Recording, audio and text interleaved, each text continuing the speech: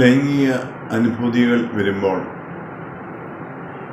നമ്മുടെ ബ്രെയിനിൻ്റെ centre of vigilance shut down ചെയ്യുകയാണ് ചെയ്യുന്നത്. അതുകൊണ്ടാണ് വിചാരങ്ങളില്ലാതെ പലപ്പോഴും ലൈംഗിക പ്രവർത്തനങ്ങൾ വരുമ്പോൾ ആളുകൾ എടുത്ത് ചാടുന്നു. ഓർബിറ്റോ ഫ്രണ്ടൽ കോർട്ടെക്സ് സെക്സിൽ ലെസ് ആക്റ്റീവാണ് ആവുന്നത്. ഈ പാർട്ടാണ് റീസണും ഡിസിഷൻ മേക്കിങ്ങിനും റീസൺ ആവുന്നത്.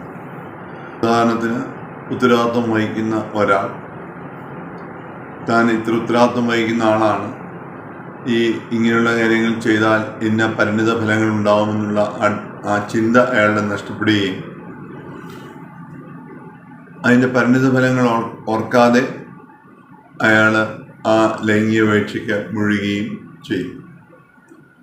അത് പിന്നീട് വലിയ പ്രശ്നങ്ങളിലേക്ക് വഴിതെളിക്കും. ബ്രെയിനിൻ്റെ ഈ ആക്റ്റീവ് ഭാഗം ഡീആക്ടിവേറ്റഡ് ആകുമ്പോൾ നമ്മുടെ ഉള്ളിലുള്ള ഭയവും ആങ്സൈറ്റിയും കുറയും.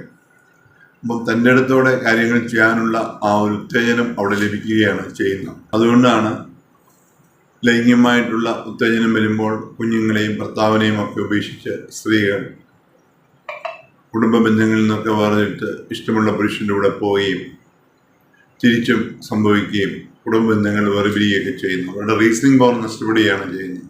നമ്മൾ തന്നെ അത്ഭുതപ്പെട്ടു പോകും. എന്തുകൊണ്ടാണ് കുഞ്ഞുങ്ങളെയൊക്കെ ഉപേക്ഷിച്ച് വേറൊരാളിലൂടെ പോകുന്നത്? അല്ലെങ്കിൽ ഉത്തരവാദിത്തപ്പെട്ട ജോലിയിലെ ഒരാൾ എന്തുകൊണ്ട് ഇങ്ങനെയൊക്കെയുള്ള കാര്യം കാണിക്കുന്നു? അതിൻ്റെ സിമ്പിൾ റീസൺ ഇതാണ്. അവരുടെ ലൈംഗികമായിട്ടുള്ള ഉത്തേജനം വരുമ്പോൾ അവരുടെ ബ്രെയിനിൻ്റെ റീസണിങ് പവർ നഷ്ടപ്പെടുകയാണ് ചെയ്യുന്നത്. ബ്രെയിനിൻ്റെ റീസണിങ് പവറിൻ്റെ സെൻറ്ററിൻ്റെ ആക്ടിവിറ്റി കുറയുമ്പോൾ അവരുടെ ഫിയറും ആങ്സൈറ്റിയും കുറയും.